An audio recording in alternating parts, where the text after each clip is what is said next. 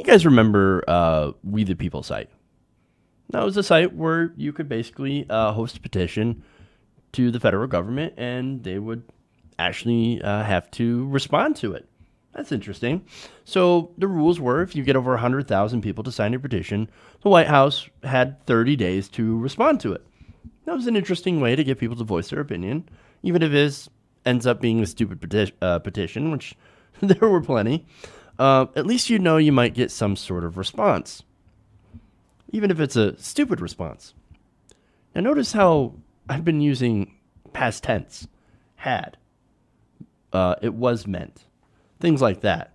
Well, that's because the website is now going offline. The Trump administration is basically pulling it. We're not interested in this site. Now, they told the Associated Press that they were just, quote, temporarily taking down the website. Now, to be honest, I kind of forgot that this was even there, especially after Trump got into office. I suspect it has to do with the billion other things that have been currently on fire. We really haven't been focusing on some of the smaller stuff, like this site, that again is being taken down. The Huffington Post notes that We the People was launched back in 2011 by Barack Obama. Now, the Obama White House said at the time that the platform would give all Americans a way to create and sign petitions on a range of issues affecting our nation. Now, we had some interesting ones that are very important, things like, I don't know, legalizing marijuana, recreational across the country, eliminating the drug war, things like that. Then you had crazy petitions calling for the removal of Obama for being a Kenyan Muslim, stuff like that. And you had fun ones like build the Death Star. Yeah, that was an actual petition. I may have actually signed that. But okay. So those were fun, but ultimately, not too consequential. Now, if those petitions garner more than 100,000 signatures, like I said, within 30 days, the White House issues a response.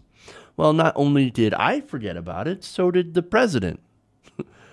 Since Trump has taken office, none of the 17 positions that have met this criteria, including one calling for the president to resign and another urging him to release his tax returns, has received an answer.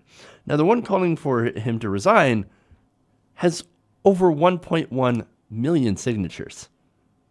That's a lot of signatures. Now, again, to be fair, I think we know the answer to these petitions. No and absolutely not. But the whole thing feels like they don't care what the American people actually have to say. Now, of course, the administration does promise to restore the tool in late January, saying that their new platform, whatever that will be, would actually save taxpayers more than $1 million a year. I didn't realize that this would be so expensive. It looks like something you put together fairly easily. But again, this is the government, especially the Trump government. Somebody's going to get paid. Now, we'll see if that happens. But again, he didn't answer any petitions. And it's not as if all of them were anti-Trump. So he could have taken any petition he wanted and answer it. Like one was, of course, that he could have answered very easily. One wanted the president to formally recognize Antifa as a terrorist organization. That one got over 300,000 signatures. Now, the petition itself is ridiculous. Antifa is not a terrorist organization. That's insane.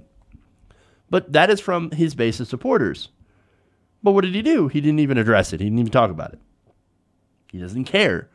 Because, hey, man, look, he's not accountable to you. No. He's already president. You've already voted for him. And now he's like, who cares? I'm not doing what you want. I appointed my own cabinet full of millionaires like me because I don't want poor people. I'm not actually doing anything about making healthcare better for you. I'm pushing this gigantic tax scam that's going to make me rich. It's going to make Jared Kushner rich. So what do I have to answer your stupid petitions? I don't care. Again, this guy watches hours and hours of Fox News a day. So, and also he's too busy tweeting. Now here's another one. Do not repeal net neutrality. Now that was important. Now the president has nothing to do with net neutrality. He actually can't make the decision. The FCC is actually completely independent.